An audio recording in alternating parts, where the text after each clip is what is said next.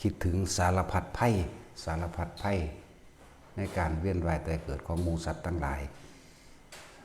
พวกเฮานี่แหละสัตว์ก็เลยบ่แม่นแนวอื่นเด้เฮาเป็นสัตว์แต่ละชนิดอยู่ในร่างกายเจ้าของเองนั่นแหละผู้ใดสิปฏิเสธกินงัวเข้าไปจักโตกินควายเข้าไปจักโตกินเป็ดไปจักโตหมูหมากาไก่เนาะกินเข้าไปจักโตกินหวกไปจักโตกินกบเข้าไปจักโตแล้วคิดว่าเจ้าของดีกว่าเขาติมนุษย์เป็นสัตว์ประเสริฐบ่แม่นเด้ต้องฝึกตนเองซะก่อนจึงสิประเสริฐได้กินขัวแม่งกินนู่นไปจักโต กินกุ้งกินหอยกินปูกินปลาไปจักโตล้วนแล้วจะเกิดจากกรรมอกุศลกรรมที่เจ้าของเฮ็ดไว้เบิดนั่นแหละร่างกายทุกคนอยู่ในโลกนี่ล้วนแล้วแต่มีเลือดเนื้อของสัตว์ต่างๆสารพัดชนิดอยู่ในตัวเองแม่นบ่ล่ะนั่นแหละคำว่าสารพัดภัยที่พวกเฮาเวียนว่ายมาเกิดมาพบมาพ้ออยู่นี่ภัยอันเกิดจากสัตทันตรภัยเนี่ยคือสงคราม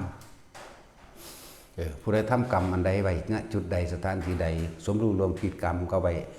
ในการกระทำไว้กับไผกลุ่มชนใดก็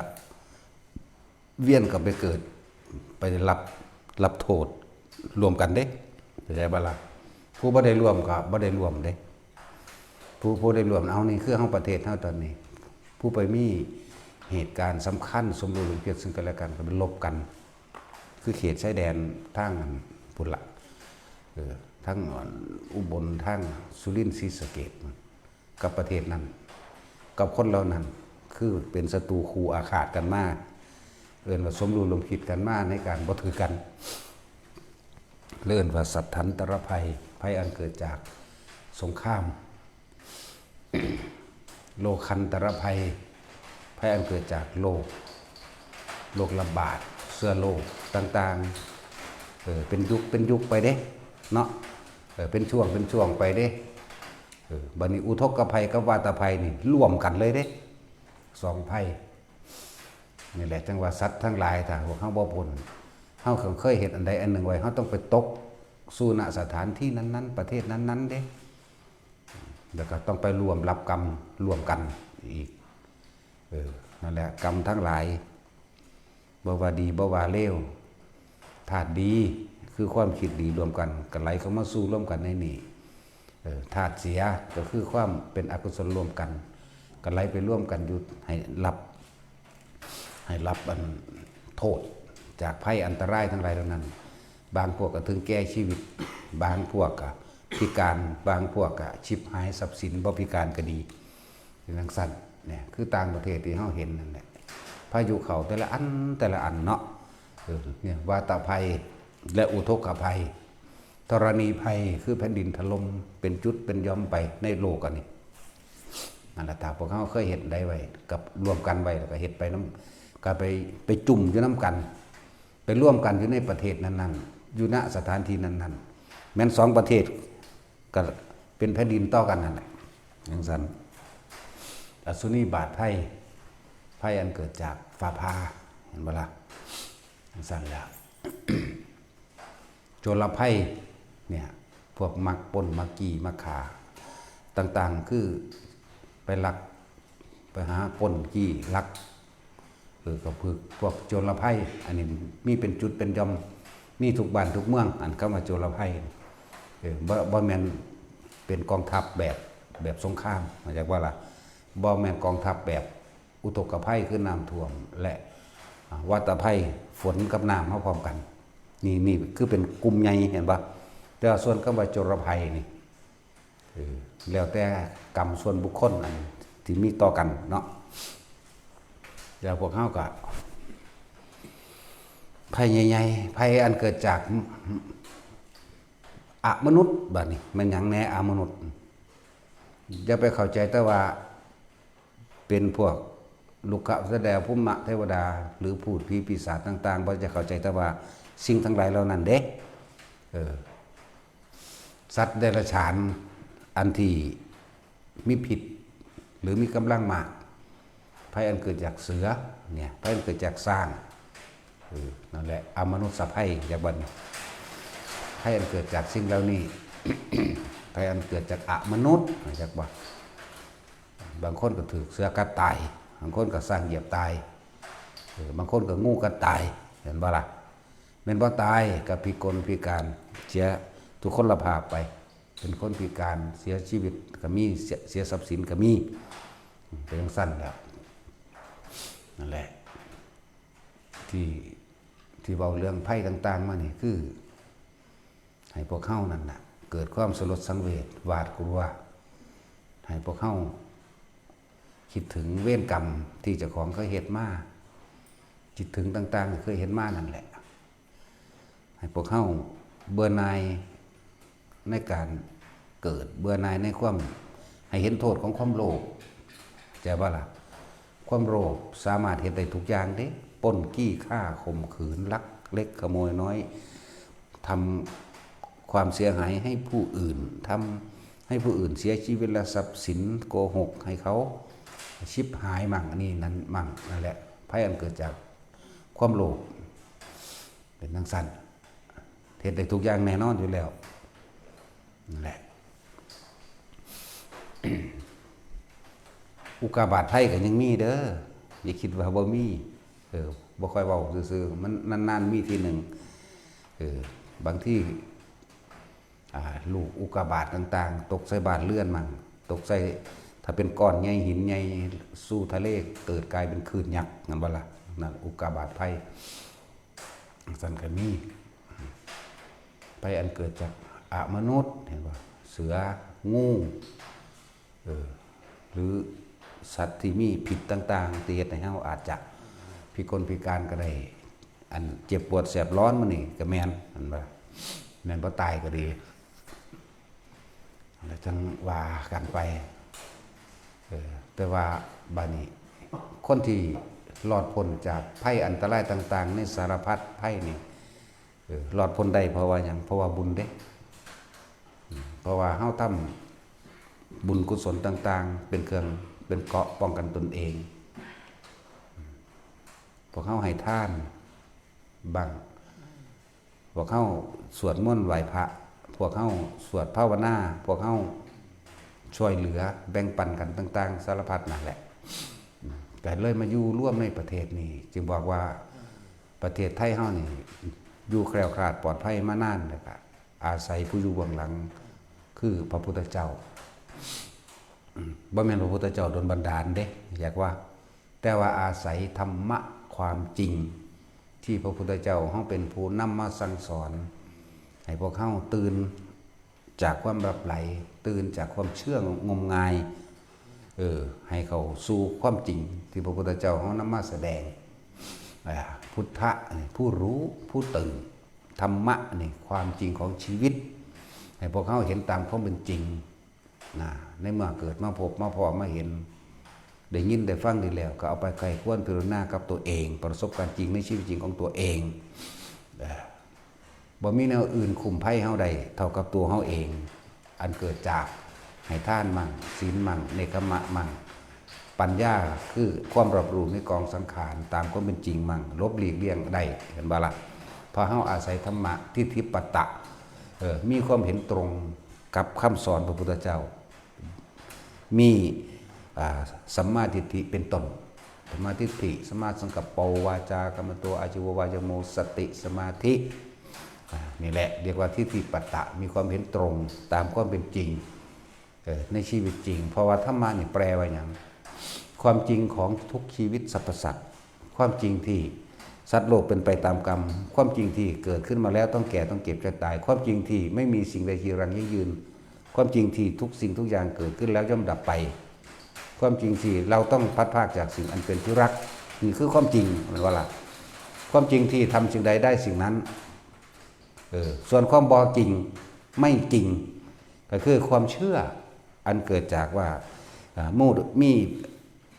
สิ่งศักดิ์สิทธิ์ทั้งหลายโดนบันดาลเชื่อเลิกงามยามดีเชื่อการสะเดาะเคราะห์เชื่อการบูชายันเชื่อ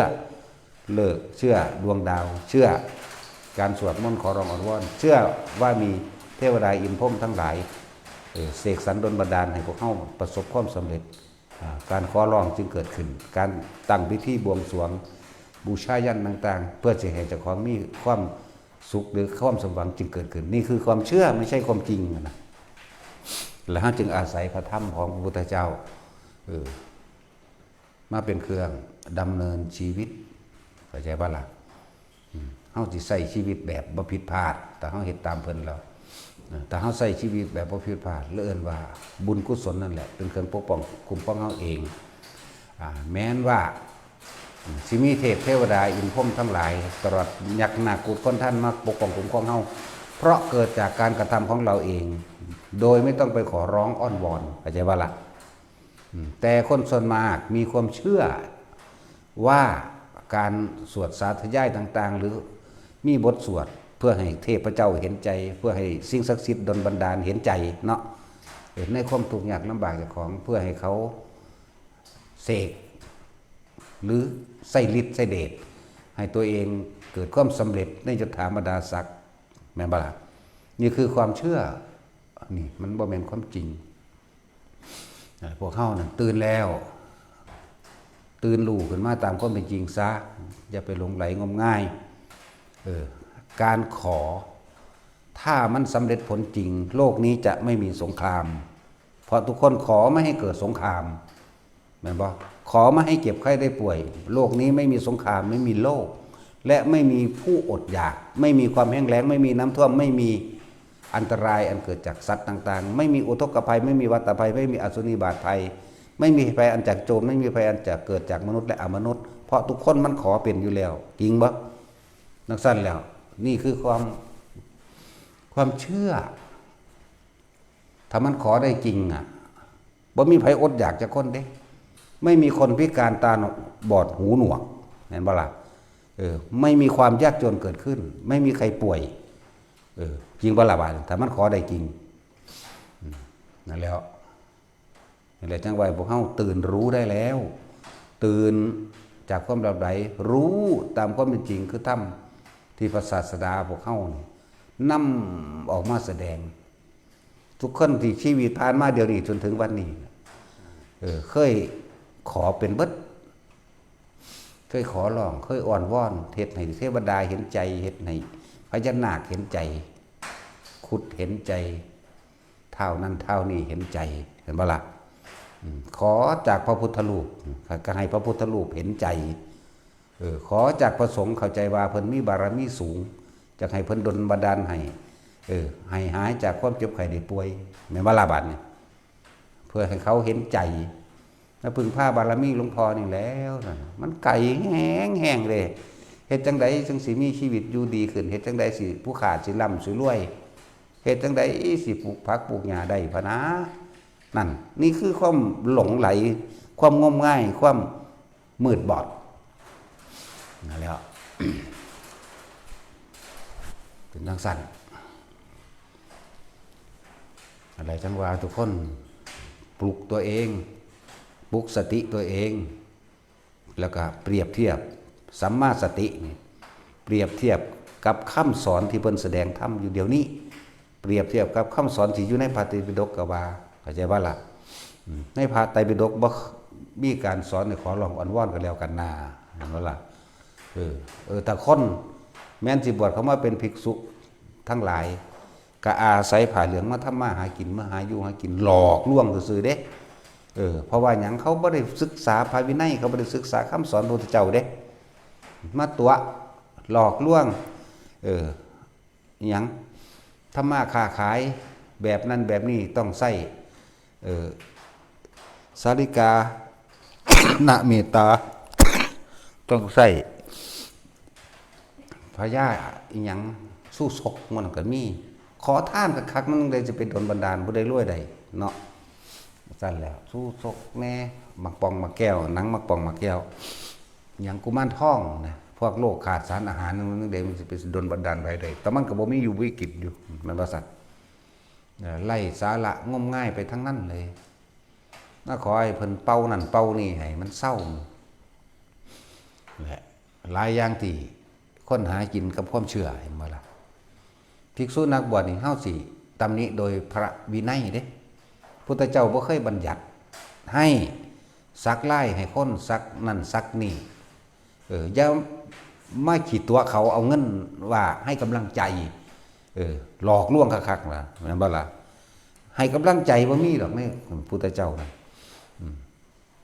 คิดดีเมื่อไหร่ทำดีเมื่อไหร่โน่นแหละคือเลิกงามยามดีต่างหากแม่นบ่ซั่นดังสั้นแล้วบ่ได้มีเด้บ่ถ้ามันมีจริงนะฟังไว้ในไผก็ดีพุทธเจ้าก็ซักไล่ให้คนแล้วล่ะพระโมคคัลลาภาษาลิบุตรบ่ได้อยู่ล่ะ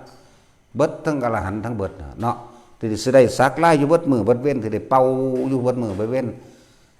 ผู้ใดก็สิแล่นเข้ามาพออยากร่ำอยากรวย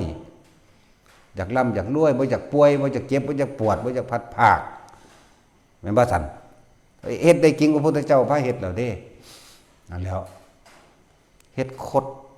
บ่อีหยังเขาเอิ้นหยังเบี้ยแก้เฮ็ดสู้ศกนั่นว่าน่ะเพิ่นทั้งประสบกันเองตัวกับสู้ศกนั่นว่าล่ะจังซั่นตัวนั่นแหละเพิ่นก็หาแนวจังซั่นผูกแขนอุญุอะญะบอกเลิกแต่งงานคนจังซี่ผู้ใดสิแต่งงานก็แล่นไปบอกเลิกนั่นบ่ซั่นเลิกงามยามดีสิแต่งงานเด้อจังซั่นแล้วนั่นแหละคือพวกกี่ตัวเบิดนั่นแหละเลือกฟังเอาในคนทั้งหลายก็เลยผู้ใดที่ฟังอยู่แล้วถ้ามีความหวังปรารถนาดีกับพ่อกับแม่ปู่ย่าตายายตลอดทั้งญาติสนิทมิตรสหายญาติสายโลหิตตัวเองแนะนำมาฟังจังซี่ให้จักว่าล่ะบ่แม่นแนะกันไปสะเดาะเคราะห์วัดนั้นวัดนี้มันสิไปสะเดาะได้หาแมงบนตัวต้นมันจักว่าล่ะไปเบิ่งเสี่ยมซี่เสี่ยมเซอร์ไปเสียงนั่นเสียงนี่โอ้ยอันเดปลุกกันให้ตื่นแน่ผู้ใดอันฮู้จักพี่น้องทั้งหลายแหล่ก็ดีแม่นบ่ล่ะจุดหมายเดียวเท่านั้นเด้พระพุทธเจ้าสินำความจริงออกมาแสดงให้เห็นโทษในการเกิดนี่เห็นบ่นี่ให้เห็นสาเหตุแห่งโทษทั้งหลายมาจากความโลภของเจ้าของเองตัณหาราคะพี่เด้ให้เห็นโทษของตัวนี้เพราะพวกเจ้าทำกรรมอันใดไว้จะต้องได้รับผลของกรรมนั้นสืบไปเด้นั่นแหละหมู่ภิกษุนักบวชเฮาสิตำหนิเป็นพิเศษส่วนคนทั่วไปธรรมดานั่นเฮาบ่ว่าเด้มันเป็นอาชีพแม่นบ่ซั่นคือเขาขายของขังกันเอาเขาตั้งเขาเอาพระเครื่องไปขายเป็นเงินเป็นทองบ่ต่างกันดอกกับขายปลาทูแม่นบ่ซั่นขายปลาทูขายผักนั่นบ่ซั่นบ่ได้ต่างกันเด้นั่นคือเรื่องทำมาหากินค้าขายพวกจิวเวลรี่ขายตุ่มหูขายกองแขนขายสร้อยขายแหวนก็คือกันล่ะกับเขาเอาพระเครื่องต่างๆไปขายนั่นเป็นเรื่องของเขาแต่ว่าถ้าหมู่เราภิกษุสงฆ์กระทำนี่บ่ตรงไปตามพุทธประสงค์อยากว่าล่ะผิดพระธรรมวินัยพุทธบัญญัติเข้าใจบ่ล่ะจังสั้นตัวพวกเขาจะเฮ็ดก็เฮ็ดไปติจะอยากสักลิงสักลายก็คือกันแหละก็เขาวาดรูปศิลปะแม่นบ่ซั่นนั่นคือเรื่องของโลกเด้เรื่องของคนเด้แต่ว่าเรื่องของหมู่ภิกษุนักบวชเขามาแล้วมาอาศัยกาสายะกาสาวพัดนี่ทำมาหากินเป็นที่น่ารังเกียจที่สุดจักบ่ล่ะนั่นแล้วพวกที่พุทธเจ้าบอกว่าเป็นโจรปล้นศาสนากับพวกจังสั่นเข้าใจบ่ล่ะแทนที่สินำหนทางอันประเสริฐหนทางอันบริสุทธิ์มาบอกให้เขาปฏิบัติเพื่อให้นำตัวเองพ้นออกไปเลยจากความเวียนว่ายตายเกิดมันบ่ได้ทุกข์เลยเด้อันนี้มันเพิ่มทุกข์ให้เขาเก่าเด้ตัวเขามันบ่ล่ะจังซั่นล่ะอาบน้ำมนต์สะเดาะเคราะห์เห็นบ่นั่งพนมมืออย่างสวดอีหยังลุงตุงตังใส่เข้าไปเทน้ำใส่เข้าบึมเสียเงินได้บาดมันเรียกว่ากืนกินทั้งจิตวิญญาณเด่นนั่นน่ะอยากว่าส่วนพุทธเจ้าเฮาเป็นผู้นำจิตวิญญาณที่เปิดจิตวิญญาณให้รู้ความจริงเด้และ ผู้ใดมีญาติพี่น้องก็แนะนำมาฟังแบบนี้แบบนี้ละมันจังสิพ้นออกจากความเวียนว่ายตายเกิดเดี๋ยวสิแสดงอยู่เดี๋ยวนี้แหละที่เขาเจ้าบ่ได้ไปสนใจในเดรัจฉานวิชาจากบ่ล่ะไสยศาสตร์มนต์ดำบ่มีอ่านเบิ่งในพุทธวจนะหรือในสำนักต่างๆที่เพิ่นสอนธรรมปฏิบัตินี่จากว่าล่ะหลายวัดอยู่ดอกหลายก็อยู่ประมาณ10นี่แหละไปอันหมื่นนั่นมีแต่เหลวไหลไร้สาระทั้งนั้นแหละตัวเขาเสร็จแล้วเลิกงามยามดีแต่งงานก็หาให้เขาเห็นป่ะผิดเบิด ทั้งสั้นจึงว่าพุทธะเนี่ยแปลว่าตื่นแปลว่ารู้เนี่ยปลุกตัวของขึ้นมาให้รู้เห็นตามความเป็นจริงจังว่าให้แต่ละคนนะแสวงหาทางให้ตัวเองพ้นออกจากการเกิดเลยพุ่นเด้จุดหมายพุทธเจ้ามีจุดหมายเดียวเด้พระนิพพานเท่านั้นเด้บ่ได้สอนว่าให้พวกเฮาไปสวรรค์สนั่นสนี่เด้ให้พวกเฮาไปเป็นพรหมโลกให้พวกเฮาไปเป็นเทวดาเด้อไปเป็นมหาพรหมเด้อบ่ได้ว่าจังซี่เด้ความดีทั้งหลายแล้วนั่นมันบ่ถึงมันก็ตกข้างของมันเองนั่นว่าล่ะมันสั้นมีจุดหมายเดียวนั่นแหละถึงเฮาบ่ถึงความดีในการรักษาศีลห้าได้แล้วก็ศีลห้าเพิ่นก็บ่ได้บัญญัติเป็นข้อห้ามเด้เพิ่นบอกนี่ถ้าผู้ใดทำได้ดีกับมีมนุษย์และเทวดาเป็นทางไปแม่นบ่ถ้าผู้ใดบ่ทำเพิ่นก็บอกทางว่านี่ไปทางอบายภูมิไปเดรัจฉานและสัตว์นรกตกสู่ที่ต่ำอบายภูมิเพิ่นก็บอกนี่เพิ่นบ่ได้บัญญัติว่าชาวพุทธจะต้องทำได้อย่างนี้จึงจะเรียกว่าชาวพุทธเด้บ่ได้บัญญัติแล้วก็บ่มีการบังคับให้ผู้ใดมาศรัทธาเคารพนับถืออีกพุ่นน่ะธรรมดาบ่ศรัทธาหรือบ่ศรัทธาก็เรื่องของเจ้าคอยเว้าไปตามนี้จักว่าล่ะเพิ่นก็แสดงความจริงนึงมั้ยส่วนเจ้าสิเห็นจริงบ่เห็นจริงเป็นเรื่องของเจ้าเด้แม่นว่าล่ะมันคั่นตัวบ่ได้มาเพื่อสิล้มล้างลัทธิศาสนาใดอีกหรือความเสื่อเก่าๆหรือบ่เก่าแต่พวกเจ้าฟังแล้วถ้าเห็นตามความจริงก็เฮ็ดตามบ่เฮ็ดตามก็เป็นเรื่องของเจ้าเนาะจันจ้านั่นแหละเพิ่นบ่ได้ง้อไผเด้ล่ะ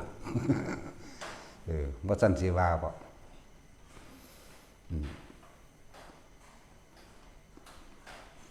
พระวินัยที่เพิ่นบัญญัติไว้นั่นน่ะแน่นหนายิ่งกว่ากฎหมายใดๆทั้งสิ้นแม่นบ่ล่ะถ้าเลยพระวินัยนั้นออกไปแล้วก็จังเป็นเรื่องของการผิดกฎหมายก็จับไปคือคนทั้งโลกแม่นบ่จังตัวเอาไปลักไปปล้นเขานั่นจับไปคือคนทั้งโลกนั่นว่าซั่นไปทำการหลอกลวงโกหกทำให้ผู้อื่นเสียชีวิตและทรัพย์สินก็จับไปคือคนทั้งโลกบ่ต้องมาเอากฎหมายมาเพื่อสิมาคุ้มครองพุทธศาสนาอีหยังดอกบ่ต้องคุ้มครองคนทั้งหลายอยู่นี่มีผู้ใดเคยเริ่มต้นสร้างวัดบ่ว่ามันยากหรือมันง่ายบ่แม่นมานั่งเที่ยวตำหนิบ่แม่นมาเอาแค่ผลของมันเข้าใจบ่เขาเจ้าสร้างมาด้วยความยากลำบากบ่มีเงินของกระทรวงทบวงทั้งใดบ่มีเงินหลวงจักบาทจักสลึงเดียวกันแล้วกันน่ะแม่นบ่ล่ะพวกเฮาสร้างพวกเฮาฮู้ดีอยู่แล้วถากถางโดยลำพังฝ่ามือของเฮาเองกับแรงศรัทธาของเฮาจริงบ่ล่ะเฮาศรัทธาไผศรัทธาพระพุทธเจ้าศรัทธามีความเชื่อมั่นในคำสั่งสอนของพระพุทธเจ้าตามความเป็นจริงนี่เลื่อนว่าพุทธธรรมะสังฆะพวกเฮาจึงสงเคราะห์ตัวเองสร้างสถานที่ของเฮาเองบาทหนึ่งสลึงหนึ่งของไผก็บ่มีในเกี่ยวกับนักกฎหมายก็บ่ได้มาบัญญัติหรือว่ามาออกกฎหมายว่าสร้างด้วยจำเงินเท่านี้เอาเงินไปบ่มีนักกฎหมายก็ดีสำนักพุทธเอาให้ทุนไปสร้างวัดนะเริ่มต้นนะ10,000 บาทบ่มีเข้าใจว่าล่ะกระทรวงนั้นรัฐบาลทะแบนบ่มีเข้าใจว่าล่ะบ่มีเลยผู้ใดสร้างวัดสิเข้าใจเองผู้ใดบ่เคยสร้างบ่จักหยังดอกมาฮอดโอ้ยอันนั้นอันนี้ไปติตำหนิไปเนาะจังซั่นแล้วนั่นแหละคนที่เขาเป็นต้นฉบับเขาฮู้จักดีเข้าใจว่าล่ะต้นแบบกับเลียนแบบมันคนละเรื่องกันเด้เฮามันเป็นต้นแบบมาตลอดนั่นแหละจึงบอกว่าสิ่งใดที่ได้มาเพราะผู้อื่นสิ่งนั้นเป็นดุจดังของยืมเขามาเฮาบ่ได้ภูมิใจจักเม็ดเด้จึงบอกหมู่พวกพระเฮานี่ศึกษุเฮานี่ถ้าสิไปอยู่อย่าไปอยู่วัดผู้อื่นให้เฮ็ดสร้างขึ้นมาโดยลำพังกำลังใจของเจ้าของเองด้วยบารมีแห่งตนด้วยกำลังใจของเจ้าของด้วยธรรมะของเจ้าของด้วยพระวินัยของเจ้าของเด้นั่นแหละจึงบอกว่ากฎหมายทุกอย่างที่เกี่ยวกับพุทธศาสนาเลิกทิ่มให้เบิดโลดถ้าเขาบ่ดีจริงเขาอยู่บ่ได้หรอกแม่นบ่ล่ะไปชาพิจารณ์อย่างผู้มันสร้างส่วนโตก็มีเนาะปล่อยเขาเฮ็ดโลดถ้าเขาบ่ดีจริงปี1 2 ปีเขาก็หนีไปทั้งไม่ดอกแต่เขาดีจริงนั่นน่ะเขาก็เพียรพยายามของเขาเองมันก็และ ทุกอย่างเงินทุกบาทที่เขามาสร้างเกิดจากศรัทธาไม่ได้เกิดจากนักกฎหมายไม่ได้เกิดจากกระทรวงทบวงต่างๆกระทรวงมหาดไทยก็บ่ให้กระทรวงศึกษาธิการก็บ่ให้แม่นบ่ซั่นกระทรวงคมนาคมก็บ่ให้กระทรวงพาณิชย์ก็บ่ให้ธนาคารต่างๆก็บ่ให้นักกฎหมายต่างๆก็บ่ให้สำนักพุทธก็บ่ให้แม่นบ่ล่ะแต่ก็มีหีแมงสำนักพุทธก็เลยเนาะได้อีกมื้อนี้ ได้อีกล้วนแล้วแต่เป็นกฎหมายต่างๆที่เอาเขามาคลุมในพุทธศาสนาล้วนแล้วแต่เป็นช่องโหว่ช่องว่างให้กับบุคคลที่หวังทำลายพุทธศาสนานี่ใช้เป็นเครื่องมือแม่นบ่ล่ะเฮาสร้างมานี่บ่เคยได้เงินผู้ใดในกระทรวงมันมีจักกระทรวงบ่รู้ล่ะสลึงหนึ่งก็บ่มีจักกระทรวงเข้าใจบ่ล่ะนักกฎหมายก็บ่เห็นออกมาครอบคลุมมาบอกเอาใช้เงินไปเท่านี้นะนี่นักกฎหมายให้แล้วก็มาคุมบ่มีนั่นแหละสำนักพุทธก็บ่มานี่แต่เฮ็ดไปเลยเฮาแลนเข้าไปเอานั่นเด้อแลนไปอีกเอานี่เด้อเอานี่เด้อเอาไปเอามาบางที่นั่นบ่อยากให้เฮาสร้างซ้ำนั่นแหละสมควรล้มเลิกได้แล้วมีหาแม่ของหยังมาสีแม่มึงนี่คือเก่าแหละวะ พวกแล้วก็มาตั้งเป็นเงินเดือนหากินกับความบริสุทธิ์ของพระสงฆ์องค์เจ้าผู้เพิ่นตั้งใจในการฝึกหัดภาวนาของเพิ่นนั่นบ่ล่ะนั่นแหละยกเลิกปึ๊ดเลยก็ได้ให้เขาอยู่เฉพาะเขาโลดเขาสร้างวัดก็สร้างเฉพาะเขาโลดบ่ต้องไม่มีกฎหมายใดๆทั้งสิ้นดอกมันบ่ล่ะถ้าเขาบ่สร้างบุกรุกป่าไม้ดอกเขาก็สร้างไปตามที่มัน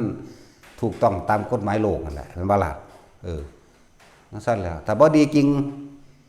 มันบ่มีภูมิภาคศรัทธามันสร้างไปบ่ได้แต่เขาดีจริงที่กำลังบารมีของเขาเองที่เขาสร้างมาแม่นบ่บารมีแปลว่ากำลังใจอันเกิดจากความเป็นจริงคือธรรมที่เขาฝึกหัดปฏิบัติตนเองมาดีแล้วฝึกตนดีแล้วจึงฝึกผู้อื่นได้ด้วยดอกคือเฮาบ่ได้เคยไปหาเลี่ยไล่ไผจักสลึงนึงเด้นี่ว่าล่ะเฮ็ดเอาเองปอกๆอยู่นี่แหละกับหมู่ยายล่มยายจอยอีวึงในสุดแรกๆมันนี่เห็นบ่ล่ะเฮาเฮ็ดเอาเอง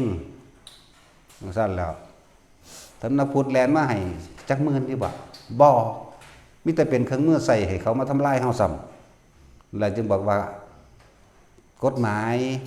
ยกเลิกออกเลยบ่ต้องมายุ่ง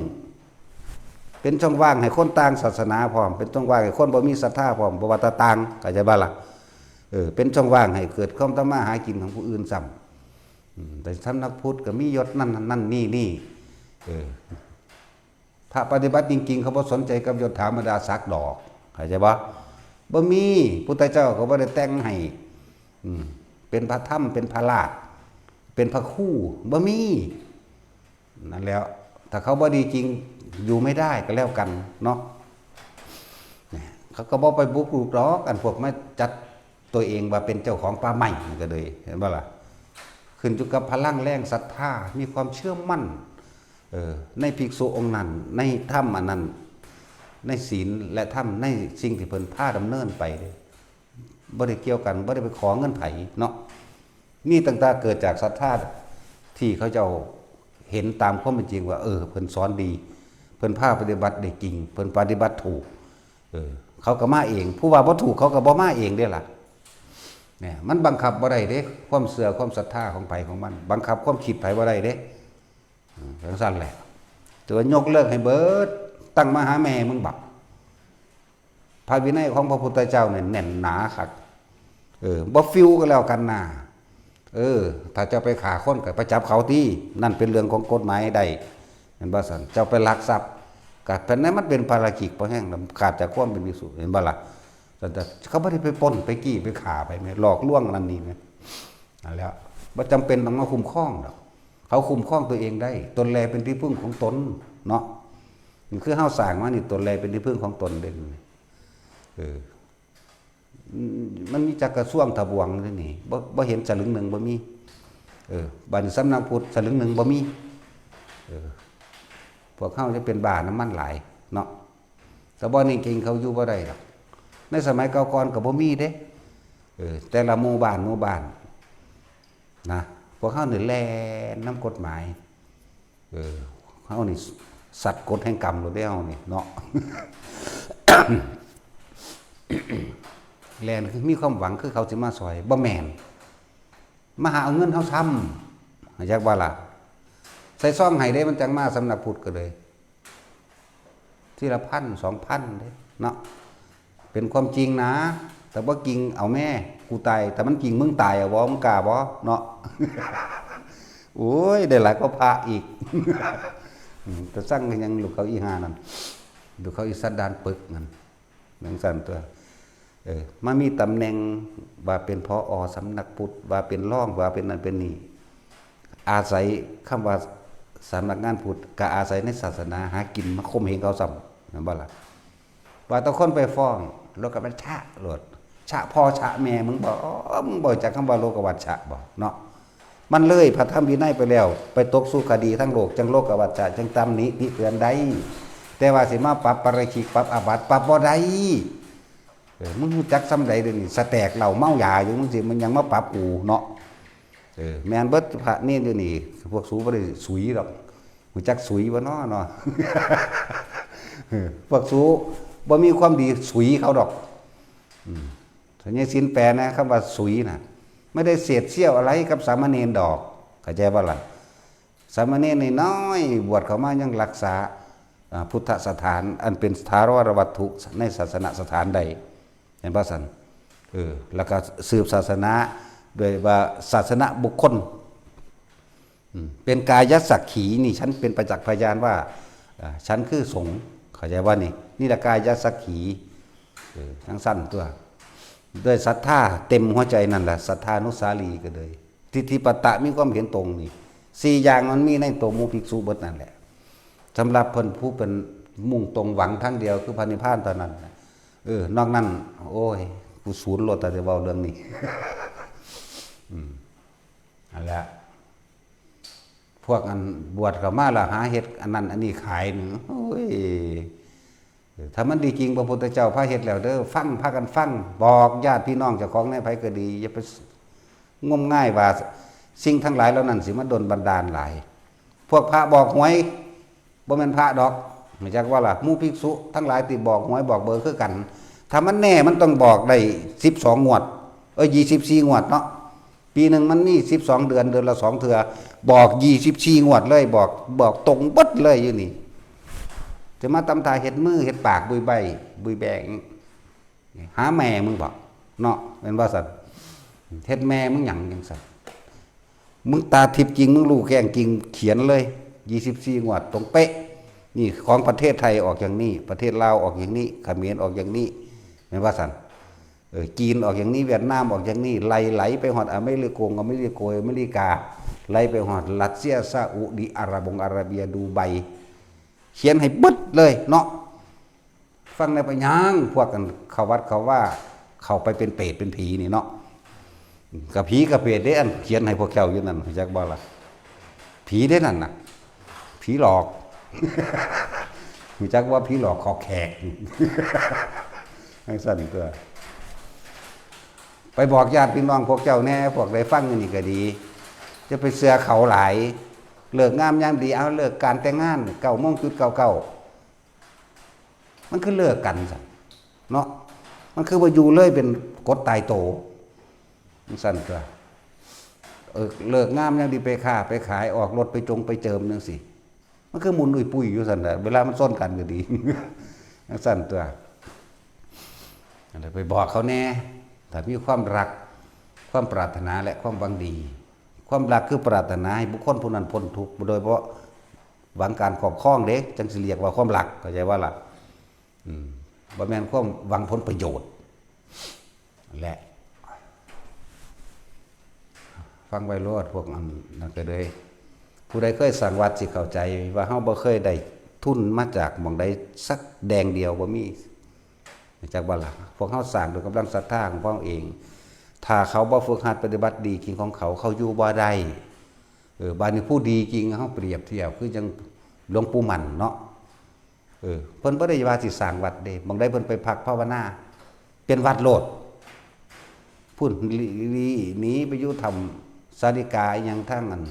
พุ่นก็เป็นวัดโลดไปอยู่บางใดเป็นวัดบางหัน นั่นเห็นบ่นะสถานที่นั่นเป็นสถานที่อันเป็นทิพย์เป็นมงคลเพราะว่ากำลังของเพิ่นเป็นกำลังแห่งความบริสุทธิ์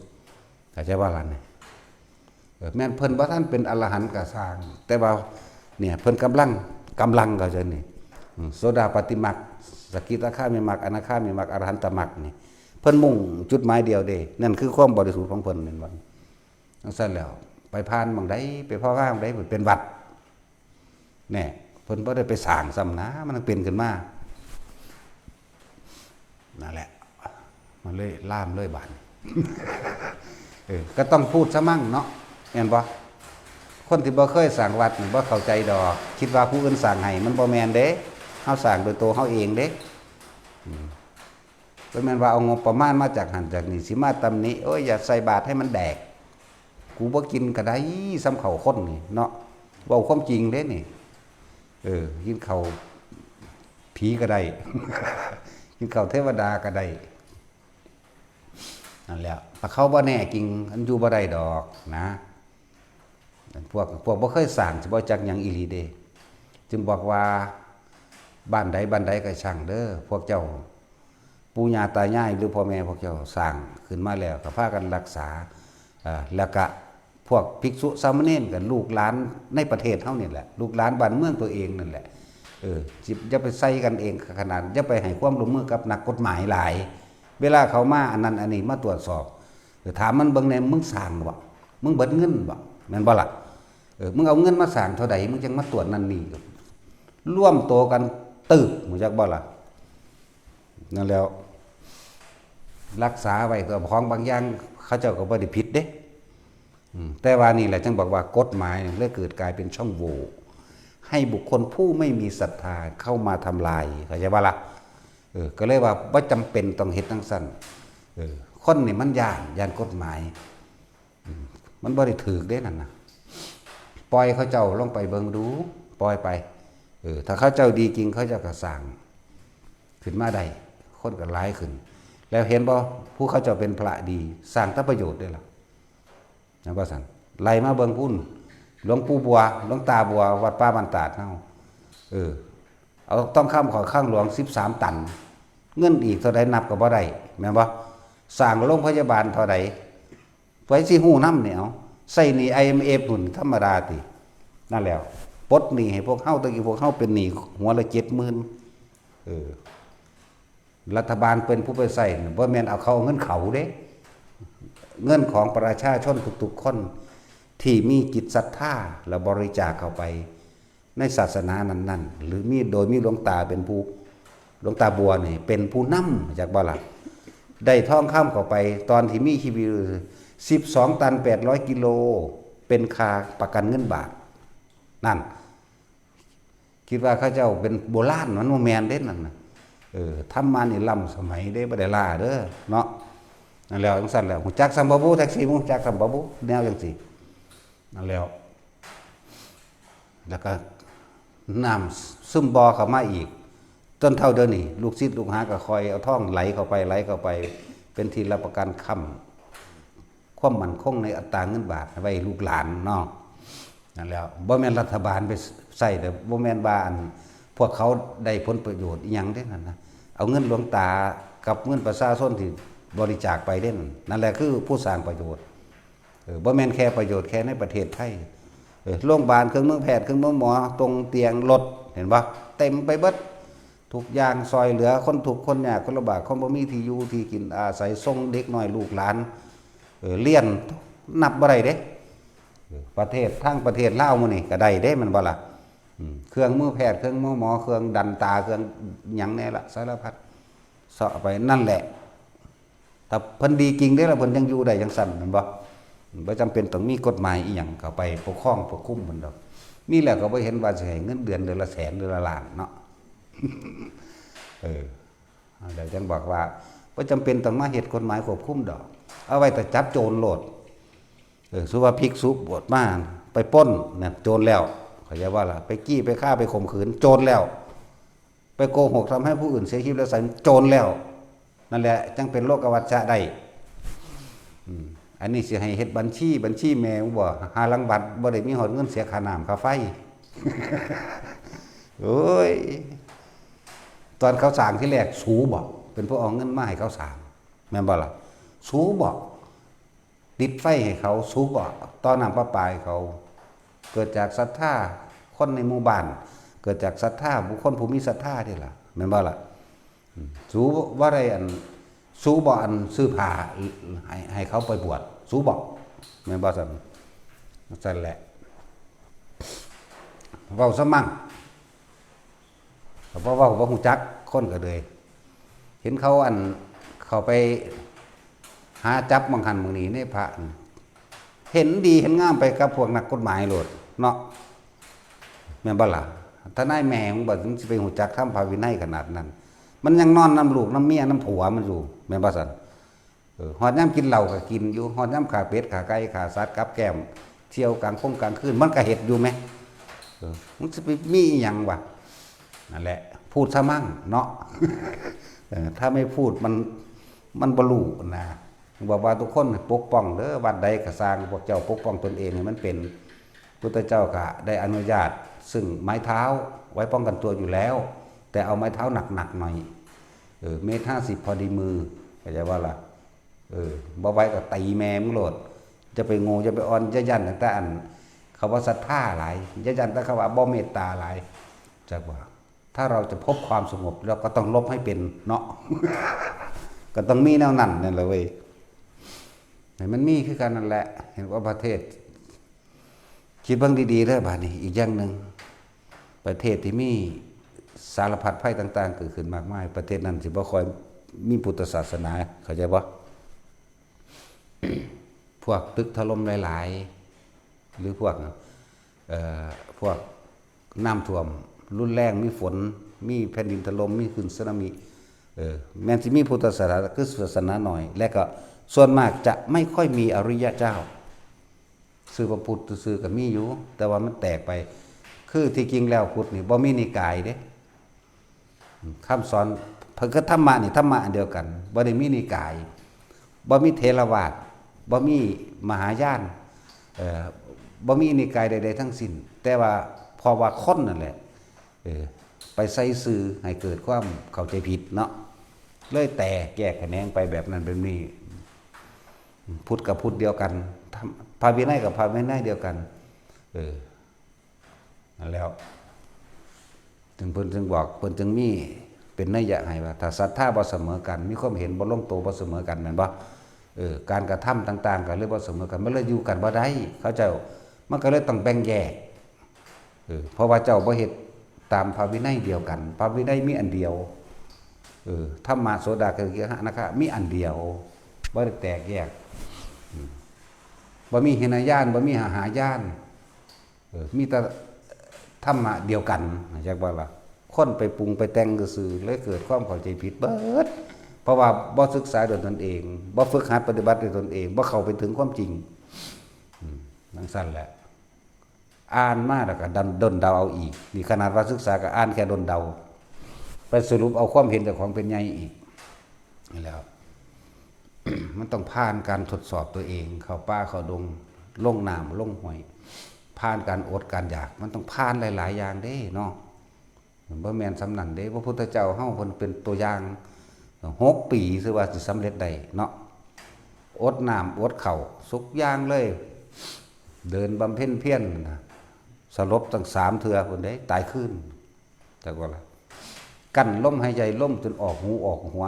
สารพัดนอกลงอีกอดข้าวหงายทวนลงไปเลยเด้บัดนี้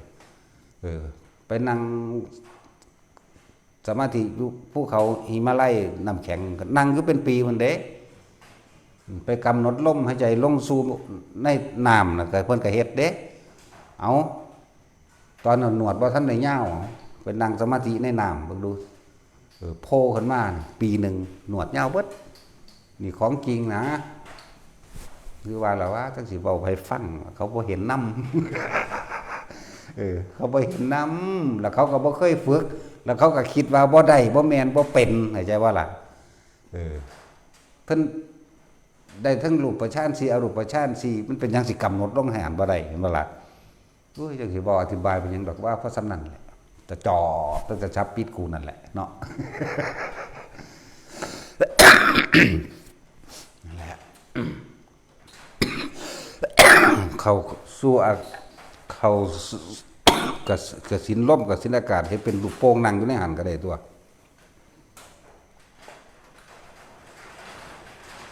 กูบ่อธิบายไปแมงดอกเพราะสำนั่นแหละ เพียงแต่ว่าบอกข่าวๆแต่ละคนได้ฟังการสร้างวัดเนี่ยสร้างโดยศรัทธาจากภิกษุผู้หนึ่งแต่เพิ่นดีจริงเพิ่นก็สร้างไปจนว่ามีคนเข้าหาหลาย แต่เพิ่นบ่ดีมันสิมี10ก็สร้างไปค่าเดียวก็พังทลายเบิดแล้วเพราะว่าหาผลประโยชน์นั่นว่าล่ะนั่นโจรปล้นศาสนาก็ปล้นมาแบบนั้นในรูปแบบของการหลอกลวงต้มตุ๋นในรูปแบบของการ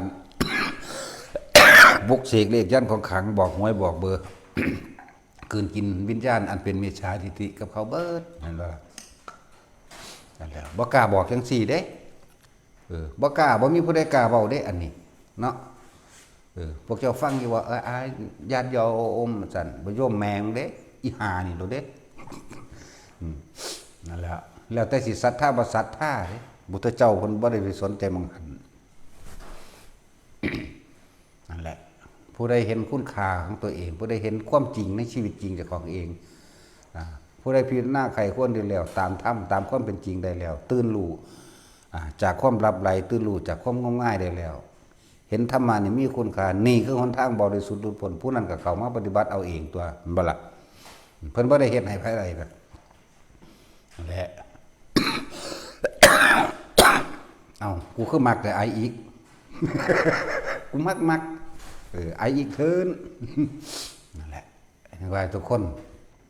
คิดถึงความจริงของเจ้าของเองพุทธเจ้าเพิ่นมาปลุกให้พวกเฮาตื่นจากความหลับไหลปลุกให้พวกเฮาตื่นออกจากความเสื่อสมัยพระองค์เองที่มีชีวิตอยู่นั้นกว่านี้เด้เฮามันมีพื้นฐานมาจากเพิ่นแล้วหากินก็ง่ายแม่นบ่ซั่นอุ้มบากใส่สุดนี่อุ้มไปไรโลดของเพิ่นเนี่ยโอ้มันธรรมดาเด้กว่าสิได้ตะกี้คนรังเกียจนะบ่ล่ะอาชีพที่ต่ำถอยที่สุดในคนสมัยนั้นที่เขารังเกียจที่สุดคืออาชีพขอทานและคนโกนหัวโกนผมนี่เป็นพวกการากินีเห็นบ่ประเทศท่วนสวนกระแสเด้เข้าใจบ่ล่ะเพิ่นเป็นกษัตริย์เด้โกนหัวอีกมาห่มผ้าอุลุอะยะกาสาวพัดนี่อีก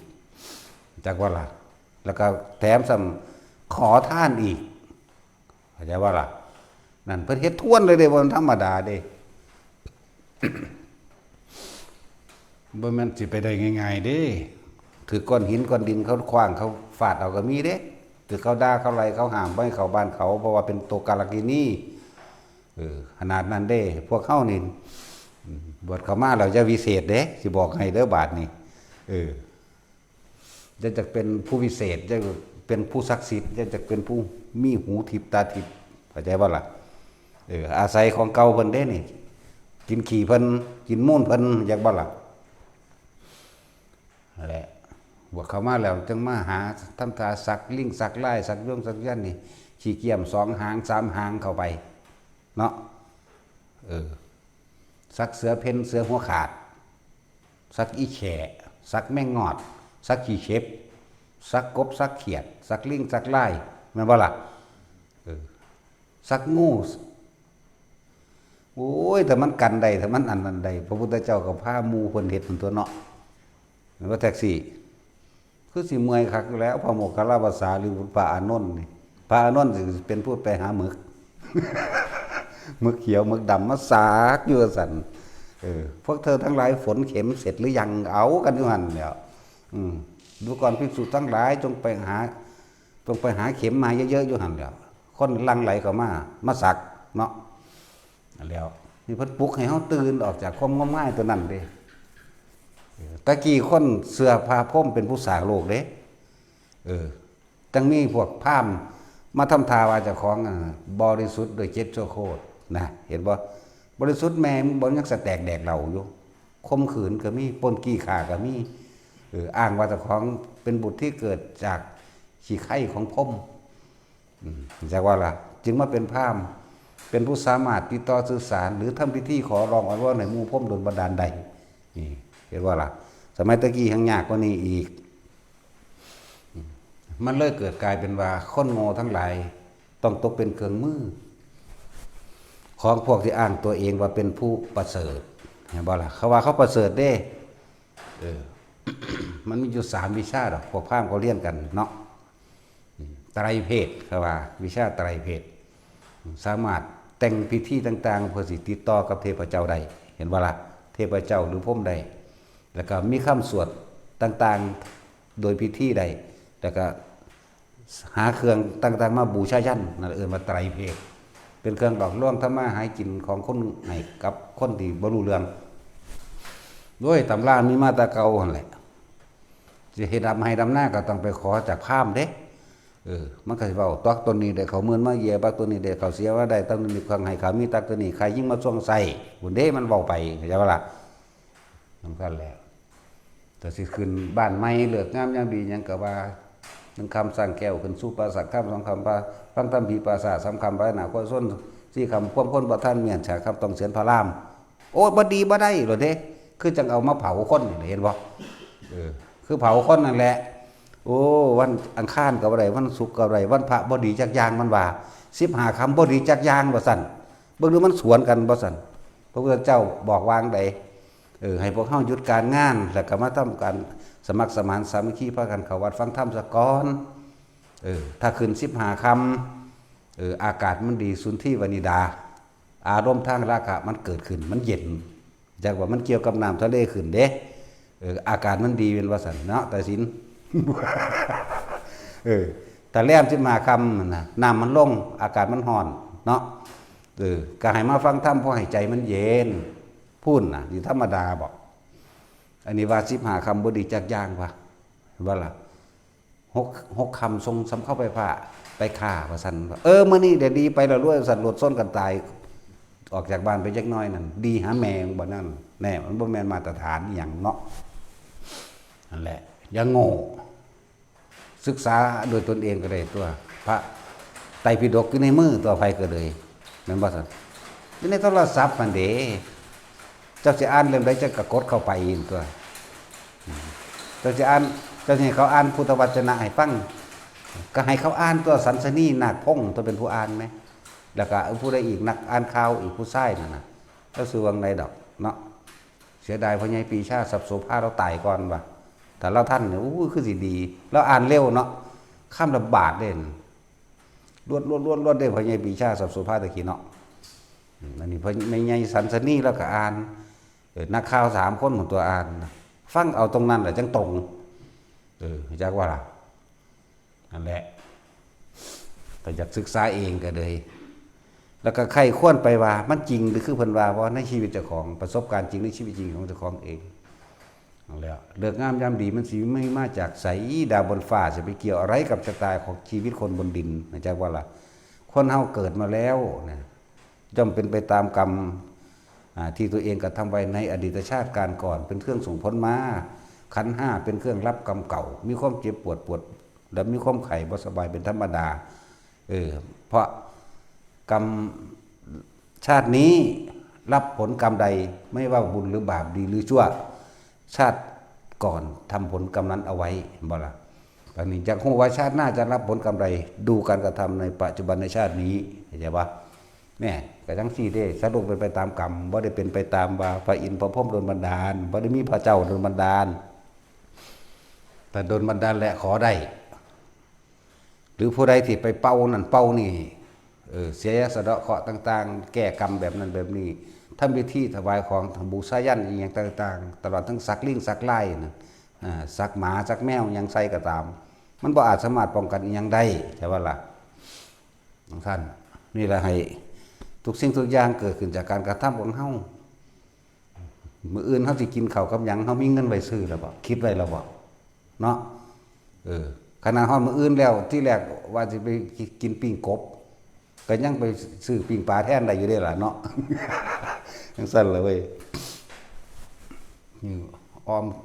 อึงกระนางสิกันยังไปหาออมเกียรติอยู่เนาะรถแท็กซี่นั่นแล้วยังก็บ่เที่ยงดอก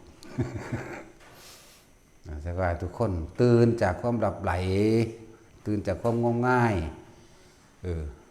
สิ้นแสมึงยังสิไปสนใจอีหยังแต่ของเฮ็ดเอางอกอยู่ไปเสือเขาเฮ็ดหยังนั่นบ่ล่ะแล้วทุกอย่างเกิดจากการค้นขวายดิ้นรนของเฮาเด้บ่ได้เป็นไปตามนั้นพวกนักบวชภิกษุบอกเลขนะไปบอกเขาแน่แต่มึงแน่จริงบอกแมง24งวดโดดต่อปีนี่เนาะแล้วก็บ่จะบอกประเทศเดียวเด้บอกทั่วโลกเลยมันมีจักประเทศรับรองว่าเขาลงทุนขี่เครื่องบินไปซื้อเอาเบิดเนาะน้องสั่นตัวนี่แหละบอกหมอดูก็เหมือนกันมันสิถามหาแมงบอกเจ้าเกิดวันหยังแม่นบ่สั่นเกิดวันจันทร์อังคารพุธพฤหัสศุกร์เสาร์ปีหยังชวดจะรู้กันต่อมาลงมาเสียงมามีราคาเจ้าคุณเห็นบ่ล่ะแน่มันถามเอาน้ำเฮานี่เด้โอ้ปีนี้ตกปีหัวขาดว่าบ่ดีเด้มาแต่งพิธีมา 3,900 นั่นสั่นแล้วออกไปแต่งเรียบร้อยตายซ้ำก็มีรถส้นกันแขนขาหักขาดก็มีพิการก็มีนั่นแหละขึ้นกับกรรมของเจ้าของทั้งเบิดการกระทำตนเองนี่เฮาเอาธรรมะคือความจริงนี่มาปลุกให้ทุกคนตื่นรู้แน่ให้ทุกคนปึกพุทธะสำนึกตามความเป็นจริงของตนเองฟื้นขึ้นมาบ่ใส่ชีวิตยังงมง่ายไปทำบุญทำทานอะไรทำบุญให้มันเป็นบุญจริงๆท่านต่างๆก็ให้มันเกิดเป็นบุญไม่มันไปทำท่านแบบเปรตท่านแบบผีท่านแบบคนอดอยากท่านแบบโลกท่านละขอนั่นขอนี่นั่นแหละท่านแบบเปรตนะจ๊ะบอกละเอาของหน่อยไปแลกของหลายใส่ซ่อง100เห็นว่าลงทุน100จะเอาเงินล้านแม่นบ่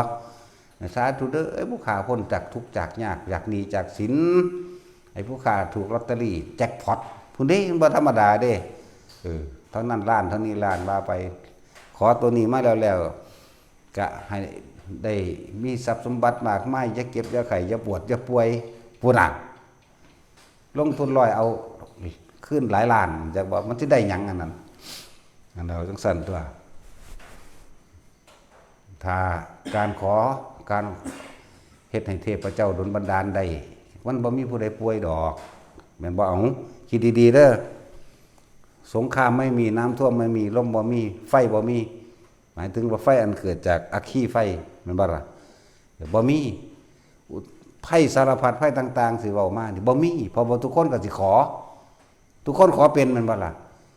แต่สิฝนตกฟ้าห้องเปียงปางมาแตะไกลโอ้ยสาธุเด้อเจ้าพ่อเจ้าแม่แม่นบ่เจ้าพ่อเจ้าแม่ก็ดลบันดาลเศร้าปึ๊บป่วยโอ้ยซอยแน่ป่วยเจ้าพ่อเจ้าแม่เจ้าอินเจ้าปู่เจ้าตาเศร้าปึ๊บแม่นบ่ล่ะดลบันดาลแมงยังอันนี้อีหยังคนเป็นไข้พาไปหาหมอผีมันก็เอาน้ำสัตว์ใส่มันก็ซักเก่าๆตัวมันไข้มันหนาวมันไข้แบบใหม่เนาะว่าตัดสินสักเข่าคักเก่าๆอีกก็ว่าผีเข่านั่นกูว่ามึงแล้วมันสูญมันห้องบ่ออกปืดๆว่ายๆไปก็โอ้แห้งๆว่าได้วันนี้เอาข้าวสารมาสั่นโอ้ยเสกสัตว์ใส่ว่าสั่นถึงเอาแสเอาคามาตีเขาอีกมันสูญจากสู่กุมไว้ล็อกไว้ตัวมันนี่มันบ่จักในเห็บก็ห้องกรีดหวีดใส่หันเนาะทั้งสั่นแล้วใจแมงตัวหมอผีมันก็ได้ตัวเดี๋ยวมีแมงอย่างนั่นแหละการไปดูเลิกดูยังกระสังยุดจะไปหาเห็ดเถอะถ้ามันเป็นจริงพุทธเจ้าพระเห็ดแล้วเพิ่นมาปลุกพวกเฮาให้เห็นความจริงเด้เพราะฉะนั้นเอิ้นว่าพระพุทธเจ้าบ่พระพุทธเจ้าเป็นผู้รู้เป็นเจ้าแห่งผู้รู้เลยความรู้ทั้งเบิดรวมอยู่ในพระพุทธเจ้าตามความเป็นจริงเอิ้นว่าพระธรรมพระพุทธเจ้าพระธรรมผู้ใดตื่นรู้แล้วตามความเป็นจริงได้แล้วพระสงฆ์คือตัวเฮาเองบ่แม่นแต่ว่าภิกษุนักบวชแถววัดใจบ่นี่พระสงฆ์คือสงเคราะห์ตัวเองนำตัวเองพ้นออกจากทุกข์ได้ฆราวาสคฤหัสถ์ทั้งหลายก็เป็นโสดาสกิทาคาได้อนาคาได้อรหันต์ก็ได้แต่ตายมื้อนั้นเข้าใจว่าล่ะสั้นแหละง่ายหันปานนั้นแล้วตายมื้อใดก็ตายแมงบ่เป็นหยังเนาะแต่เฮาบ่เป็นหยังยังอยากตายซุมื้อโลดสั้นแล้วนั่นแหละ ทุกคนปลุกตัวเองขึ้นมาเขาตัวไปนั่นนี่ความเสื่อหลายอย่างที่นำออกมาเว้าบ่เบิดง่ายเด้แต่ละจุดแต่ละสติแต่ละปัญญาแต่ละความเห็นของแต่ละคนมันมีความตื่นเลิกหนาบางต่างกันคืออย่างนี้เด้แม้กระทั่งงานศพนี่คนตายแล้วก็เห็นบ่นี่เผาวันอังคารบ่ได้เผาวันศุกร์บ่ได้เผาวันพระบ่ได้แล้วก็มันยังสิมีอีกแต่ละหมู่บ้านได้บ่นี่เผามื้อนั้นมื้อนี้เป็นนั่นเป็นนี่ได้5 มื้อ 6 มื้อ 7 มื้อก็เบิด500,000แม่นบ่ล่ะบัดนี้เขาแต่งเว้าเอารถเด้เท่านั้นเท่านี้ซุมื้อนี้ทั้งตั้งคณะกรรมการจัดพานจัดดอกไม้จัดอีหยังโต๊ะเก้าอี้และเหล้าจาปาปิ้งต่างๆสารพัดนั่นความเชื่อเห็นบ่น่ะแต่บ่เฮ็ดตามไทบ้านไทเมืองก็อยู่นำเขาบ่ได้มันเป็นหยังสิอยู่บ่ได้ในเมื่อเฮาบ่ไปเฮ็ดทำลายผู้ใดเสียชีวิตและทรัพย์สินบ่ล่ะคือว่าแต่เฮ็ดในบ้านเพราะว่ามันบ่ทันมีผู้นำเฮ็ดเนาะกว่าสิแล้วงาน 200,000 300,000 500,000 700,000แล้วแต่แม่นบ่ล่ะกว่าสิแล้วงานจังซั่นแต่บ่เฮ็ดจังซั่นสิบ่ได้บุญเบิ่งดูนั่นน่ะมันสิไปได้บุญหยังตอนมันตายมาแห้งล่ะคนเฮาตายแล้วเกิดเลยนะว่าซั่นจิตใจมันไปเกิดมันไปสร้างภพไว้แต่ว่าทันตายมันเด้มันไปสร้างอารมณ์ไว้มันไปคิดนึกความนั้นความนี้จิตคือรู้อยู่นั่นแหละรู้มันสิจดจำความอยากได้ดีมีเป็นนั่นหลายมโนก็คิดปรุงแต่งจากใดเป็นนั่นเป็นนี่จังซั่นจังซี่วิญญาณก็เป็นระบุแห่งความรู้สึกก็มันก็ก่อพบไปแล้วตายปุ๊บมันก็ไปตามภพนั้นโลดเด้ก็เป็นชาติชราแล้วก็มรณะต่อไปทั้งปุ่นเลยเด้แล้วได้บุญหรือบาปตอนที่เฮามีชีวิตอยู่เฮ็ดไว้สังสมไว้ตอนนี้บ่แม่นว่าไปตายแล้วดอกผู้นั้นสิทำบุญหาแล้วมันสิได้ตามผู้นั้นมันไปแล้วจักก็ล่ะขอลงโปงพระมาแล้วเตรียมตัวไหว้พระรับศีลผู้พาไหว้พระรับศีลก็เมาอยู่หั่นแหละงงากเนาะห้อยเอามาลองข้อจักหน่อยได้เป็นหยังเดี๋ยวนี้มันจังคล่องตัวว่าเด้มักย่องมักสองไปเฮ็ดไปทั่วทีบเด้อว่าทำท่าเว้าคือเด้แต่เว้าเรื่องบุญเรื่องบาปนั่นแหละแต่ว่าบ่พาหูจักกันบ่พากันหูจักบุญจักบาปเนาะนั่นแล้วเสื้อสิเบิดแล้วแต่ละงาน 300,000 400,000เป็นหนี้เป็นสินกันอีลุงตุงนั่งแม่นผู้บ่เป็นหนี้ก็ยืมเงินที่หามาได้ก็เบิดเกลี้ยงไปซื้อแล้วไปหาใหม่เพราะว่าความเชื่อเข้าใจบ่นี่บ่เข้าใจความจริงตายแล้วเผาเลยบ่มีผู้ใดสวดก็สิเป็นหยังเนาะแต่ว่าผิดประเพณีว่าเด้เนาะเห็นบ่ซั่นเพิ่นสิมีกาลามสูตรเป็นบทพิสูจน์ต่างๆที่พวกเฮาใครควรตามความจริงเฮ็ดหยังอย่าเชื่อเพราะได้ยินได้ฟังสืบต่อกันมาแม่นบ่ล่ะถ้าคนมีธรรมะถ้าคนศึกษาธรรมะตามความจริงได้แล้วบ่เชื่อแล้วกันกูบ่สนใจว่ากูบ่ได้ไปฆ่าไผกูบ่ได้เฮ็ดผู้ใดเดือดร้อนชีวิตทรัพย์สินกูสิเผาตัวกูก็ได้เข้าใจบ่ล่ะแล้วก็คิดเบื้องหน้าสมัยใดอีกบ่เปรียบเทียบเอาพระอัญญากลท่านจะตายอยู่ธรรมชัดท่านบ่มีผู้ใดเผาเข้าใจบ่ล่ะคืออรหันต์จังซั่นล่ะพระอุบาลีตายอยู่นี่ซ้ำพระกัจจายนะก็ตายทุ่งให้เห็นมันมีไผเผาเข้าใจบ่ล่ะองค์นึงก็อยู่ในธรรมตัว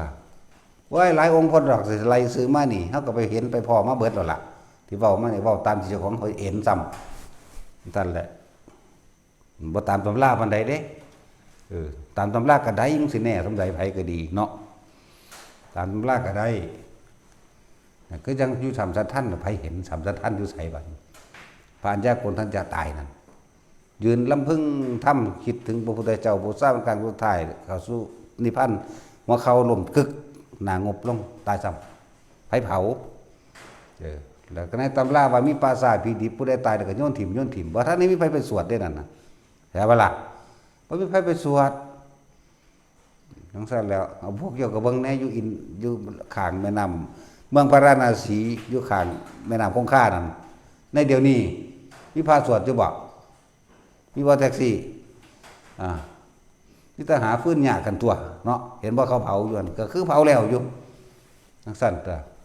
เผาแล้วเฮ็ดน้ำสกปรกซ้ำหามึงนี่ ไปสัตว์ขี้เถ้าไปสัตว์กระดูกยังลงน้ำเบิดเอาโลดไปล้างบาปนั่นความเสื่อของเขาสิล้างหาแมงบ่ล้างบาปนั่นถ้ามันล้างบาปได้ปลาอยู่ในน้ำก็เป็นอรหันต์เบิดตัวเนาะมันนั่งเกิดในน้ำซ้ แต่ในแม่น้ำอันนั้นมันล้างบาปได้ปลาอยู่ในน้ำเป็นอรหันต์แล้วเนาะถ้าเป็นสัตว์ครึ่งบกครึ่งน้ำก็เป็นสกิทาคามีอีกครึ่งหนึ่งมันสัตว์ครึ่งบกครึ่งน้ำสั่นเลยแต่ผู้ใดคิดยากแต่ว่าเผาอยู่บ้านมันแพงเผาอยู่บ้านมันแนวนั้นนี่มาเผาน้ำหลวงพ่อนี่เด้อเจ้าสิอยู่ไกลมันไดเสียขรถมา10,000 20,000เจ้าก็คุ้มเด้อเจ้าเผาอยู่บ้านเจ้า300,000 400,000ก็บ่แล้วนี่เนาะมาเผาน้ำหลวงพ่อนี่พระเป็นร้อยยืนห่มให้พวกเจ้าซับลาบอยู่หั่นว่าล่ะเผาฟรีแต่ว่าค่ารถจ้างมาเอาเองเด้ เผาฟรีบ่เอาจักบาทดอกนั่นแล้วตอนนี้เขากำลังเฮ็ดนั่นเตาเผาย่างดีอยู่เดี๋ยวนี้ไผสิร้องก่อนก็มา สมชายเอาก่อนบ่ ตัดสินเอาที่2บ่หรือแนวใดไม่บ่มีผู้ใดเสียสละกูเสียสละเองก็ได้ตัวเดี๋ยวนี้เบิ่งดูแล้ววัดอยู่นี่ บ่มีผู้ใดอยู่ เฮาอยากไปก่อนหมู่หั่นตัวโอ้ยคือบ่มีไผเสียสละแท้มากูสิเฮ็ดเป็นตัวอย่างกันหน้านี่แตกกันเบิดอยู่นี่อยู่บ่ได้จักบ่ล่ะแตกตัวบ่มีผู้นำเนาะมันตะย่านเขาบ่ย่านแมงไผได้มาฮอดปืนยิงแมงโดดได้ไผสิมาลุกลานเดี๋ยวนี้ตะกี้ใจดีอยู่เด้เนาะป่านนี้เบิ่งเข้าไปคักแล้วแม่กูต้องดำ บ่ดีบัดนี้กูต้องใจดำ เบิ่งแล้วมีแต่คนผ่านสันดานหยาบไปมันเข้ามากับเขามาเพื่อสิมาหาผลประโยชน์กับเฮาเขามาคมคูคมเหงบ่จักยั้งในเรื่องพระธรรมพระวินัยนี่จะมาเว้าเอาตามเพื่อใจเจ้าของถึกตีนกูรวดบาดนี่อยู่นี่มีอยู่เท่าใดตีนเฮาพระเฮา100กว่าเนาะโอ้200กว่าตีนอยู่เด้ เห็นว่าวัดเสาหลินเป็นยังไงคือมีวัดเสาหลินเขาปกป้องเขาเองได้นั่นนั่นแล้วฝึกยิงปืนไว้เฮา พูดถึงว่าผู้ใดคนตายแล้วนั่นน่ะมันบ่ได้ไปได้บุญตอนที่ว่าเป็นนิมนต์พระมาสวดอันนั้นอันนี้เด้สวดแล้วก็รู้เรื่องสัมปบุญนั่นน่ะกุศลธรรมากุศลธรรมาพยากตาธรรมาสุขายาเวทนายาสัมปยุตตาธรรมาทุกขมสุขายะรู้เรื่องบ่แล้วทราบปึกหนาคือหยังนี่ แม่นว่าล่ะแต่ค่อยแต่ตันนิพระอันแหละแม่นว่าคนนั้นคนนี้ยุ่งยากพระยังไม่ได้สวดแล้วนั่นได้เล่นเฮลโลเล่นไพ่แม่นว่าซั่นกินเหล้าเมายาสะไส้ใจยางเล่นให้โลจังหันสิไปได้บุญมาแต่ทางใดมันบ่ได้ตอนที่เฮามีชีวิตอยู่พี่เฮาเฮ็ดสะสมไว้สังสมเป็นสัญญาอารมณ์ของเฮาไว้แล้วเข้าสู่จิตสู่ใจแล้วพี่เด้มันบ่มันไปได้ตอนนั้นคนเฮาเกิดแล้วตายแล้วเกิดไปเลยตายแล้วคือจุติไทยทั้งใหม่แล้วจากบ่นี่บ่เป็นนางเฝ้าศพอยู่หั่นบ่ได้ไปเวียนไปให้ไปห้องท่าศพอยู่หั่นนั่นแล้วครับว่าบ่ได้ศึกษาเว้าแต่แนวนอกๆเปลือกๆนั่นแหละอันนั้นเคยเห็นคือซั่นผู้นั้นก็เห็นคือซั่นอันมึงเห็นอยู่บ่อันผู้ว่าผู้นั้นเห็นผู้นี้เห็นเนาะซั่นแล้วมีแต่เว้าซาลือตัวกันซื่อเห็นบ่ล่ะซั่นแล้วผู้เฮาเห็นแท้ๆก็บ่เชื่อได้บาดนี้ถ้าเฮาว่าเฮ็ดวิธีนี่มันมีเวลาโลด แล้วมึงมาเถียงหาแม่มึงหยังเนาะบางคนถ้าบ่รู้มาถามเฮาบอกให้กันว่าแม่นอยู่บ่น่ะมึงอย่าถามกูแม้แต่มึงบ่เชื่อเนาะ แต่กูบ่รู้กูสิบอกมึงได้บ่ถ้ามึงบ่เชื่อมึงสิถามเฮ็ดหยังเนาะจังซั่นตัวถ้าเฮาบอกวิธีให้กันบ่กล้าเฮ็ดโอ้ยตั้งแต่อยู่ผู้เดียวกลางคืนอยู่ในวัดนี่หมู่บักหลายกุฏิเต็มเป็น100อยู่นี่มันก็ยังย่านอยู่แม่เนาะแต่ว่าเอามันก็ขึ้นไปถึงผู้เขาได้ทำผู้เดียวนี่แล้วซาดตั้งแต่คิดมาวัดกับปานวันดึงเขาโลกขาสัตว์มาแฮงดอก ธรรมดาบอกนั่นแหละจังว่าประกาศผู้ใดแต่พวกเจ้าย่านเสียเงินหลายหรือว่าบ่มีเงินมันมาเผาน้ำมึงพรนี่เผาให้ฟรีพวกนั้นก็เร่งสู เสื่อมเร็วๆมันแล้วแน่นั่นตอนเขาเฮ็ดเตาเผาใกล้เสร็จแล้วล่ะเสื่อมแล้วก็เผาเขาว่าก่อน ผู้ใดบ๊อบบี้บ่ครูบาบ๊อบบี้แน่อยู่ในหั่นครูบาโกเมนแน่แต่เขาพากันเฮ็ดกลุ่มเฮ็ดอยู่หั่นให้ว่าล่ะ เตาเผาแต่คนธรรมดาจะจอยแน่กับเบิดทานประมาณ4 สอบแต่ผู้อ้วนใหญ่คือแท็กซี่ก็6 สอบทั้งสั้นแหละพวกนี้อ้วนแน่6 สอบสอบละ150เพราะบันไดดอก6 สอบแล้วก็เลยเดี๋ยวมันอยู่สกลก็สร้างค่ารถ10,000ก็ตามมาโลดแม่นอยู่นราธิวาสก็สร้างค่ารถ20,000 30,000โอ้ถ้ากูเผาอยู่บ้านนี่เสร็จแน่กูเบิด700,000เด้นึงเอามาโลด 30,000ก็เหมามาโลดเนาะคือเอาถมมาถิ่มตูมไว้แล้วกันเมื่อโลดก็ได้ เมื่อน้ำโลดเขาเหมามานั่นแหละก็ได้เป่าเองดอกเนี่ยสวนดอกไม้ของพระอริยเจ้าเอามาให้พวกเฮาโลดรู้จักว่าสวนดอกไม้ให้อริยเจ้าก็ซากศพซากอสุภะนั่นแหละอันนั้นเด้สวนดอกไม้ของพระอริยเจ้า ก็ซากศพซากอสุภะพวกนี้เผาดูเขามันก็หลายอย่างสิสะเทือนเขามาในใจเขาเองดอกเฮาให้เขาได้ธรรมะเด่นให้เขาได้ความจริงเด่นนั่นบ่ซั่นซุมื้อนี่มันไปหาเพ่งอสุภะมันหาบ่ได้แล้วเด้ นั่นแหละอยู่ไสก็สร้างเหมารถมาโลดรถโรงพยาบาลนั่นเด้ซั่นเนาะมันรถมูลนิธิต่างๆก็เด้อแต่พวกเจ้าฟ้าวนำเกียกองการกิเลสตัณหาพวกเจ้ามาฮอดกับทีมตุบไปโลดทั้งเฮาสิเอาไปเผาเองดอกไม่ว่าซั่นคนเฮาตายแล้วก็สักแค่ต้นไม้ต้นฟืนอีหยังมันบ่มีหยังได้นั่นน่ะดีหรือเลวเฮ็ดไว้ตอนที่มีชีวิตอยู่เด้อบ่ได้แม่นว่าสิไปได้ตอนเผาพูนก็ไล่เบิ่งตัวล่ะเหตุและปัจจัยทั้งหลายแห่งสัตว์ทั้งหลายเว้นไว้แต่เกิดพวกเจ้ามีความคิดทั้งหลายปรุงแต่งไปนานาสารพัดปรุงแต่งไปดีแน่เลวแน่ถ้าว่าดีแน่ก็ดีโลกนั่นแหละเลวทั้งเลวในโลกคือกันนั่นแหละเกิดก็อารมณ์ความรู้สึกพอใจมั่งบ่พอใจมั่งเป็นน้ำเป็นรูปเป็นอาจนะเป็นผัสสะเป็นเวทนาเป็นตัณหาเป็นอุปาทานเป็นภวะเป็นภพแล้วก็เป็นชาติชรามรณะเกิดการต่อไปตัวเป็นบัตรนั่นแล้วมันจะเอาบาลีอวิชชาปัญญาสังขารปัจจยาวิญญังวิรณปัจจยานามรูปังนามรูปปัจจยาสลายจะตั้งสลายจะนับปัจจยาภาษาปัจจยาเวทนาเป็นบัตรเวทนาปัจจยาตัณหาปัจจยาอุปาทานังอุปาทานปัจจยาภวะปัจจยาชาติชรามรณะโสกปริเทวทุกขโทมนัสสุปัจจยาสัพพิน่ะมันเกิดเราได้นั่นฟังท่านบ่พวกตำรามึงเจอตำราแท้บ่บาดนี้มึงฟังท่านบ่ล่ะพวกนั่งคิดเอาคิดหาแม่มึงบอกแต่มึงอยากเป็นอรหันต์มึงก็เศร้าคิดนั่นตัวเนาะนั่นแหละถ้าพวกเจ้าบ่จะเกิดกับอวิชชาจตเววะอเสสะวิราคะนิโรโทสังขารนิโรธามันก็จบแล้วนะหยุดคิดปรุงแต่งแสวงหาในความอยากได้อย่างดีหรือเป็นด้วยลมหายใจนั่นอยู่กับลมหายใจนั่นมันจบมันตัดทุกอย่างแล้วในลมหายใจแค่นั้นเองนี่ล่ะนั่นแล้วจะคิดนี่จักบ่กูจะบอกใครล่ะ คิดหลายๆซะสั่น วิธีฝึกวิธีหัดเพิ่นก็บอกแนะเอาอยู่ซุมื้อแต่บ่ฮู้จักก็ไปหาหลวงพ่อสินคิดพุ่นอยู่บ่อน้ำพระอินทร์พุ่นแฮ่ๆนั่นน่ะใครแน่ใส่แขวแล้ว สั่นแล้วผู้เขาเจ้าสอนแนวนี้เข้าใจว่าล่ะสอนให้พ้นออกก็เลยบ่ได้ไปสนใจกับเรื่องศักดิ์สิทธิ์เรื่องขังเลือกไสยศาสตร์เศษอีหยังนั่นพากันตื่นได้แล้วเด้อไผก็ดีเห็นบ่ล่ะตื่นออกจากความงมงายตื่นออกจากเลิศงามยามดีตื่นออกจากความเข้าใจว่ามีสิ่งศักดิ์สิทธิ์ดลบันดาลพระพุทธรูปเพิ่นบ่ดลบันดาลเด้ที่เฮาสร้างไว้ระลึกนึกถึงบุญคุณเป็นธรรมเจดีย์เป็นอุเทศิกะเจดีย์อุทิศตรงเพื่อบุคคลอันผู้ควรบูชาเด้จักว่าล่ะแต่ทั้งสั่นทั้งหากเด้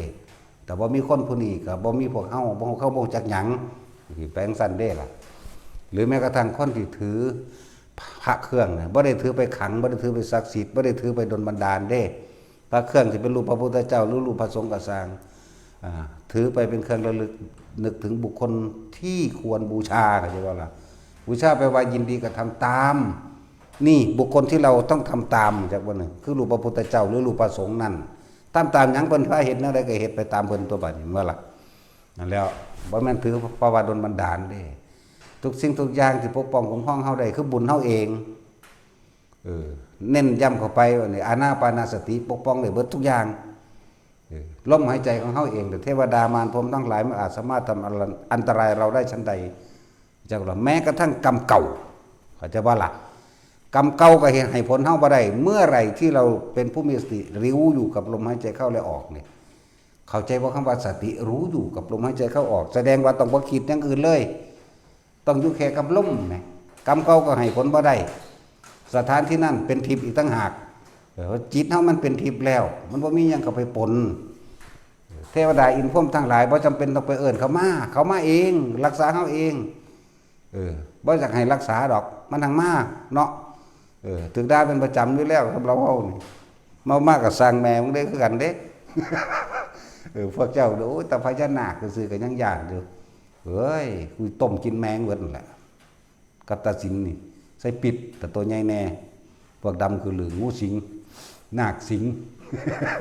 ตระกูลโคตมะเล่นสีดำเหมือนจักว่าล่ะถ้าพวกสีเขียวๆมีเหลือมๆเนี่ยตระกูลชัพพยาปุตตะกินบ่แซ่บดอกพวกนี้มีขี้ตา